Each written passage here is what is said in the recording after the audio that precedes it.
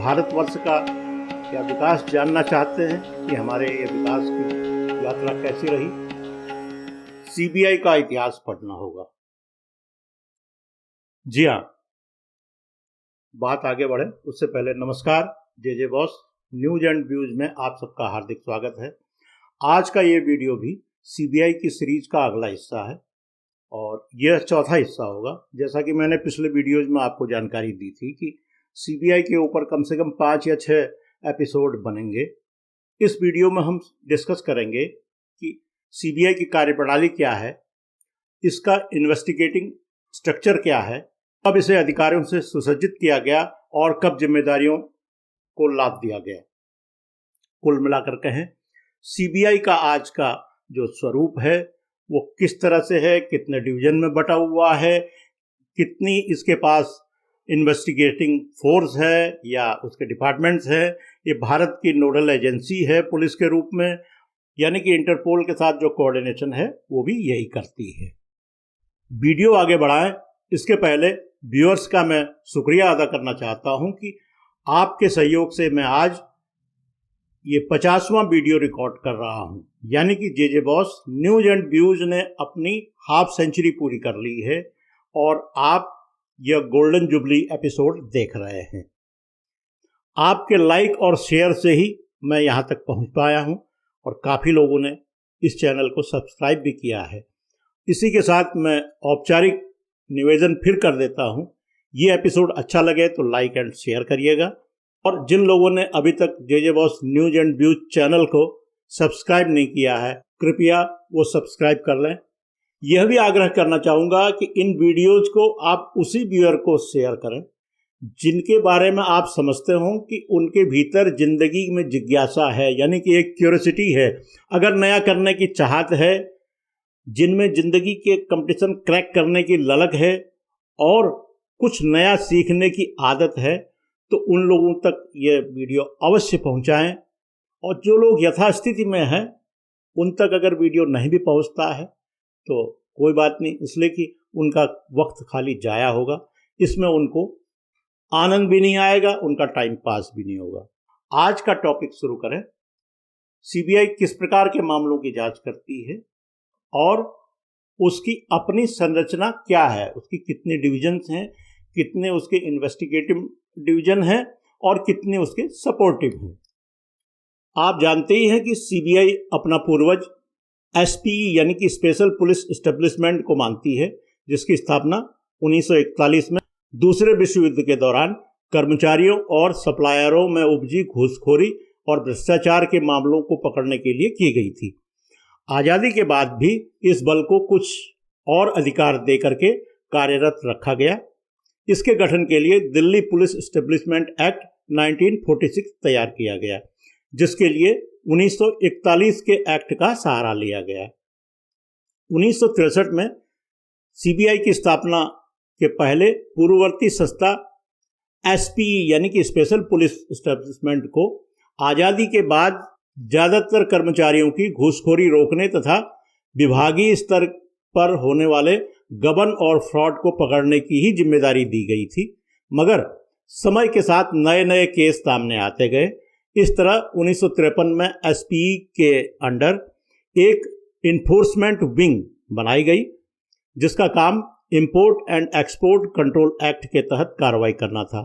इस तरह से एसपीई के पास प्रिवेंशन ऑफ करप्शन एक्ट तथा इंपोर्ट एक्सपोर्ट एक्ट के पालन की जिम्मेदारी आ गई। मूलतः एसपीई के पास इन्वेस्टिगेशन करने वाली 2 विंग्स थी। पहली जीओडब्ल्यू यानी जनरल ऑफेंसेज विंग, सामान्य अपराध विंग। इस विंग की शाखाएं प्रत्येक राज्य में हुआ करती थी और यह सेंट्रल सर्वेंट के भ्रष्टाचार तथा घूसखोरी के मामलों को देखती थी। इसके अलावा सरकारी विभागों के गबन वगैरह को भी ये देखा करती थी। दूसरी विंग थी ईओडब्ल्यू यानी कि इकोनॉमिक ऑफेंसेज विंग। कंपनियों के बड़े बड़े आर्थिक अपराध, विदेशी मुद्रा तस्करी, पासपोर्ट आदि के मामलों को यह विंग देखती थी। इस विंग की ब्रांचेज 4 मेट्रोपॉलिटन सिटीज में थी, दिल्ली, मुंबई, चेन्नई और कोलकाता में थी। 1963 आते आते एसपीई के पास इन 2 कानूनों के साथ ही आईपीसी के 91 विभिन्न धाराओं तथा सेंट्रल गवर्नमेंट के 16 अन्य कानूनों के तहत कार्रवाई करने का अधिकार प्राप्त हो गया। तब तक एसपीई आर्थिक फ्रॉड और घूसखोरी के अलावा स्टॉक कंपनियों के घपले, पासपोर्ट फ्रॉड, गहरे समुद्र और हवाई जहाजों में होने वाले क्राइम और कई राज्यों में फैले संगठित अपराधियों की जांच का भी काम शुरू कर चुकी थी। इसलिए एसपीई के अधिकारों को बढ़ाते हुए एसपीई की जगह 1 अप्रैल 1963 को सीबीआई की स्थापना कर दी गई। स्थापना के समय सीबीआई में 6 डिवीजनें बनाई गईं, जिनमें से एक डिवीजन इन्वेस्टिगेशन की थी, बाकी 5 अन्य कार्यों के लिए जुड़ी हुई थी। यानी कि दूसरी डिवीजन जो थी वो टेक्निकल डिवीजन थी, तीसरी division crime record and statistics division थी, चौथी रिसर्च डिवीजन थी, 5वीं लीगल एंड जनरल डिवीजन थी, 6ठी एडमिनिस्ट्रेशन डिवीजन। फरवरी 1964 में सीबीआई को दूसरी इन्वेस्टिगेटिंग डिवीजन दी गई। यह थी आर्थिक अपराध डिवीजन। यानी कि 1964 में सीबीआई के पास 2 जांच शाखाएं हो गईं, 2 इन्वेस्टिगेटिंग एजेंसीज हो गई। पहली थी सामान्य अपराध शाखा यानी कि जनरल ऑफेंसेज विंग। यह शाखा केंद्र सरकार और सरकारी क्षेत्र के उपक्रमों के उन कर्मचारियों की जांच करती थी जिनके बारे में यह संदेह होता था कि वे रिश्वतखोरी, गबन और भ्रष्टाचार में लिप्त हैं। दूसरी शाखा थी आर्थिक अपराध शाखा। यह इन्वेस्टिगेटिंग ब्रांच आर्थिक, राजकोषीय नियमों के उल्लंघन के मामलों की जांच करने लगी और सितंबर 1964 को सीबीआई के अधीन खाद्य अपराध शाखा भी एक इन्वेस्टिगेटिंग एजेंसी या इन्वेस्टिगेटिंग ब्रांच गठित कर दी गई। इस तरह 1964 में सीबीआई के पास 3 इन्वेस्टिगेटिंग डिवीजनें हो गई, बाकी 5 डिवीजनें पूर्ववत थी। इस तरह कुल मिलाकर के सीबीआई में पहली बार 8 डिवीजनों ने काम करना शुरू किया। 1964 का वक्त मैं बताऊं आपको, इस समय खाद्य अपराध काफी बढ़ रहे थे। खाद्य अपराध में यह था कि फूड ग्रेन्स की जमाखोरी, कालाबाजारी, तस्करी, मुनाफाखोरी आदि के जांच का जिम्मा सीबीआई को सौंपा गया। यानी ये कहें कि आपदा में अवसर तलाशने वाले तब भी कम नहीं थे। हाल में आपने देखा होगा कोविड-19 के प्रकोप के दौरान 150 रुपये की दवाओं को हजारों रुपये में बेचने वाले, 500-1000 रुपये तक के ऑक्सीजन सिलेंडर को हजारों यानी कि 50,000 60,000 रुपये में बेचने वाले, और इसी तरह से 2 किलोमीटर 4 किलोमीटर के टैक्सी का किराया भाड़ा 15,000 20,000 रुपया वसूलने वाले इस बार भी देखे गए हैं। तो इसी तरह के कालाबाजारी या मुनाफाखोर 1964 के आसपास भी थे। इसलिए सीबीआई को यह एक अतिरिक्त जिम्मा दिया गया कि जो मुनाफाखोरी, कालाबाजारी करे उसे रोके। और यही समय था जब 1962 में भारत चीन से युद्ध लगभग हार चुका था और मनोवैज्ञानिक रूप से उसके ऊपर बहुत बड़ा दबाव था। और इसी समय फूड ग्रेन्स की भारी कमी हो रही थी और चारों तरफ से अकाल जैसी नौबत की सूचनाएं आ रही थी। भारत ने अमेरिका से गेहूं इंपोर्ट करना शुरू किया। इसे PL 480 यानी कि PL 480 स्कीम कहा जाता है। ये अमेरिका की कोई स्कीम थी जिसके तहत वो भारत को वो गेहूं एक्सपोर्ट करता था। इसी दौरान आप देखिए ये हमारा पड़ोसी पाकिस्तान जो आज दयनीय हालत में है, आज वो बाढ़ से घिरा हुआ है और वो दुनिया के सामने हाथ फैला रहा है और वो चाह रहा है कि भारत उसको जो है कुछ जरूरी सामग्री सप्लाई करे। लेकिन हम उस स्थिति को कैसे भूल सकते हैं जब हमारी स्थिति खराब थी 1965 में और इसने 30,000 सैनिकों को लेकर LAC पार कराया और जम्मू और कश्मीर में हमला कर दिया। यह दिन था 5 अगस्त 1965। इसके ठीक 10 दिन बाद हमको स्वतंत्रता दिवस मनाना था। 9 दिन बाद पाकिस्तान खुद मनाता, लेकिन उसने एक गलत समय चुन लिया और भारत के ऊपर हमला कर दिया। भारत में संसाधनों की कमी हो सकती है, लेकिन हौसलों की कमी नहीं थी। भारतीय सेना ने जो रणनीति बनाई, तत्कालीन प्रधानमंत्री लाल बहादुर शास्त्री जी के नेतृत्व में उन्होंने लाहौर पर हमला शुरू किया और 6 सितंबर 1965 को हमारी सेना लाहौर तक पहुंच गई।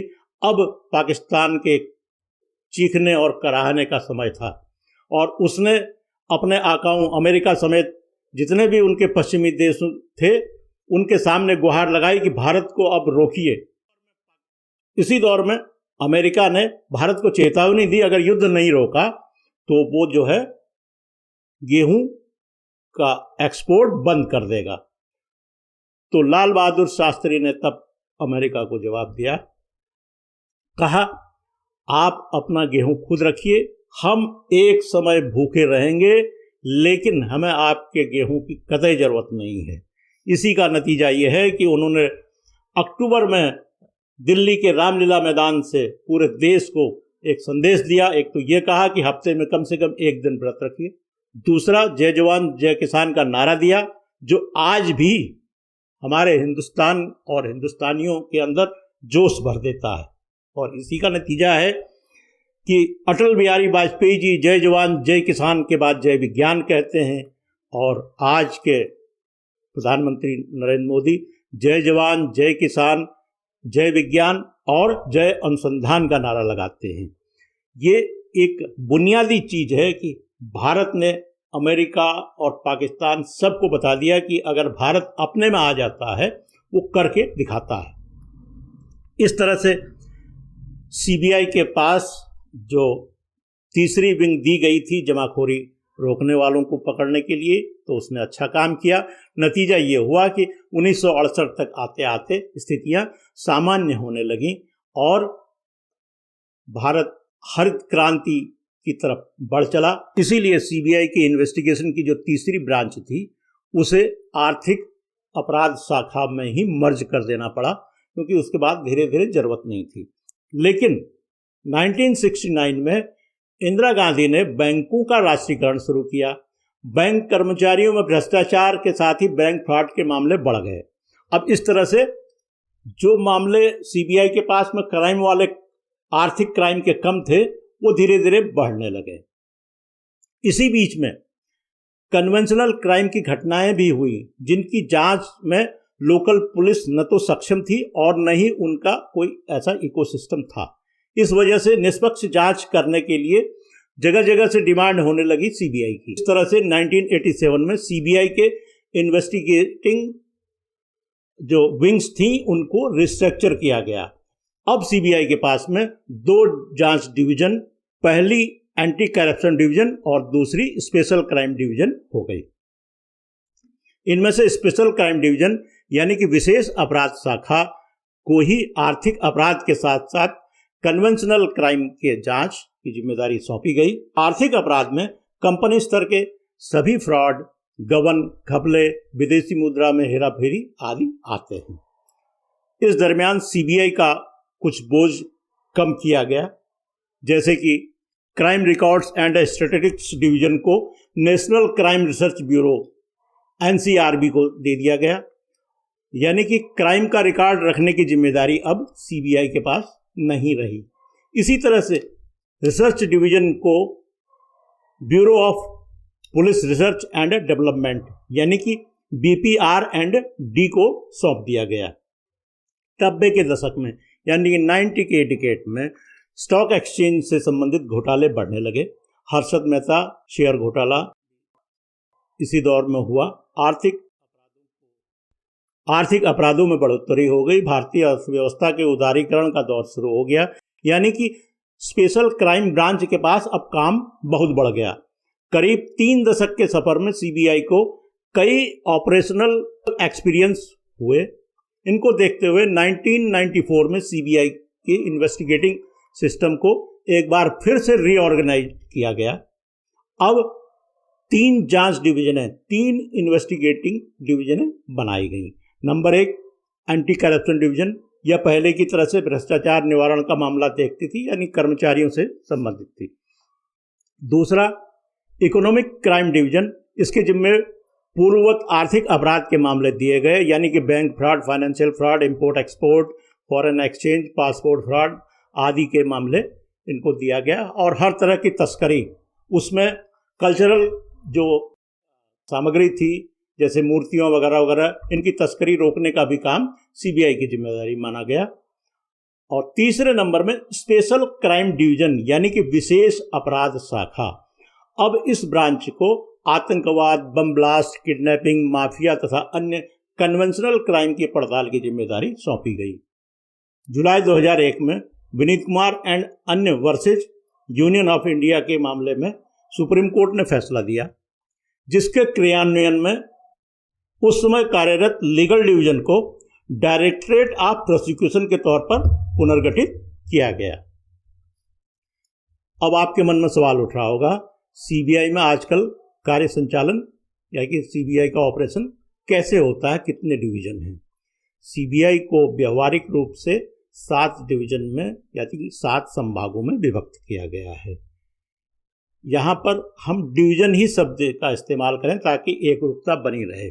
अभियोजन निदेशालय, प्रोसिक्यूशन डायरेक्टरेट, ये पहला डिवीजन है। दूसरा है केंद्रीय फॉरेंसिक विज्ञान प्रयोगशाला, यानी कि सेंट्रल फॉरेंसिक साइंस लेबोरेटरी। तीसरा है भ्रष्टाचार निवारण डिवीजन, एंटी करप्शन डिवीजन। चौथा है आर्थिक अपराध डिवीजन, इकोनॉमिक ऑफेंसेज विंग। पांचवा है विशेष अपराध डिवीजन, स्पेशल क्राइम डिवीजन। छठा है प्रशासन डिवीजन, यानी कि एडमिनिस्ट्रेशन डिवीजन। सातवां है नीति एवं समन्वय division, policy and coordination division. इस तरह से सीबीआई अभी 7 डिवीजन में रह करके काम कर रही है। इसमें से देखें तो मुख्यतः 3 जो डिवीजन हैं वो इन्वेस्टिगेशन डिवीजन हैं, और बाकी के 4 डिवीजन वो जो हैं इनके असिस्ट करने वाले हैं या सपोर्टिव हैं, जो कि एक संस्थान को चलाने के लिए बहुत ज़रूरी होता है। पूरी सीबीआई एक डायरेक्टर के अधीन काम करती है। सीबीसी एक्ट 2003 में इसकी व्यवस्था दी गई है। सीबीसी के जो एक्ट है, इसी के अनुसार सुपरिंटेंडेंट से ऊपर के अधिकारियों की नियुक्ति और तैनाती होती है। सीबीआई का एक अपना भी कैडर है, और वो जो है कांस्टेबल से लेकर के सब इंस्पेक्टर तक की भर्ती खुद अपने कैडर के मुताबिक करती है। अभी तक जो वीडियो जारी हुए हैं उनमें हमने क्या क्या सीखा है, थोड़ा सा रिवाइज कर लें। हमने अब तक सीखा है कि 1 अप्रैल 1963 को सीबीआई की स्थापना हुई। इससे पहले यह एसपीई के नाम से, यानी कि स्पेशल पुलिस एस्टेब्लिशमेंट के नाम से पहचानी जाती थी। इसके गठन में जिस कानून की मदद ली गई वो है दिल्ली स्पेशल पुलिस एस्टेब्लिशमेंट, यानी कि डीपीएसई एक्ट 1946। सीबीआई से अपेक्षा, यानी कि सीबीआई के गठन का उद्देश्य यह था कि वो आर्थिक भ्रष्टाचार, घूसखोरी, गबन, फ्रॉड, धोखाधड़ी, घोटालों के मामलों की जांच करे। सभी मामले सेंट्रल गवर्नमेंट के सर्वेंट्स और पब्लिक सेक्टर तथा सेंट्रल गवर्नमेंट द्वारा वित्त पोषित स्टैट्यूटरी बॉडी से जुड़े होंगे। साथ ही पब्लिक स्टॉक कंपनियों के गबन की भी जांच सीबीआई करेगी। और कुछ दिन बाद इसमें कन्वेंशनल क्राइम भी इसके जिम्मे कर दिया गया, और 1985 के बाद इसे कार्मिक, लोक शिकायत तथा पेंशन मंत्रालय के अधीन कर दिया गया। इससे पहले यह गृह मंत्रालय के अधीन होती थी, और ये कार्मिक मंत्रालय आमतौर पर प्रधानमंत्री के पास रहता है, और यह सीबीआई इंटरपोल के साथ कोऑर्डिनेशन करती है। आगे के वीडियोज में जो डिस्कस करेंगे वो विषय आपके समझ में आ ही रहे होंगे, जैसे कि सीबीआई का अधिकार क्षेत्र क्या है, किन राज्यों ने सीबीआई की एंट्री को बैन कर दिया है, और किन के कहने पर सीबीआई जांच करती है, सीबीआई का अधिकार क्षेत्र कौन तय कर पाता है। इस तरह से कई चीज़ें हैं, यानी कि सीबीआई असंवैधानिक कैसे है, सीबीआई क्या जमानत पर है, यानी कि सीबीआई स्टे पर काम कर रही है। इस तरह के कई सवालों के जवाब आने वाले वीडियोज में मैं आपको दूंगा। अब आज ये वीडियो आपको कैसा लगा? अगर अच्छा लगा हो तो कृपया लाइक करें, शेयर करें। जिन व्यूअर्स ने J boss news and views channel को अभी तक सब्सक्राइब नहीं किया है, कृपया सब्सक्राइब कर लें। इन्हीं शब्दों के साथ पूरी होती है आज की बात। बहुत बहुत धन्यवाद। नमस्कार।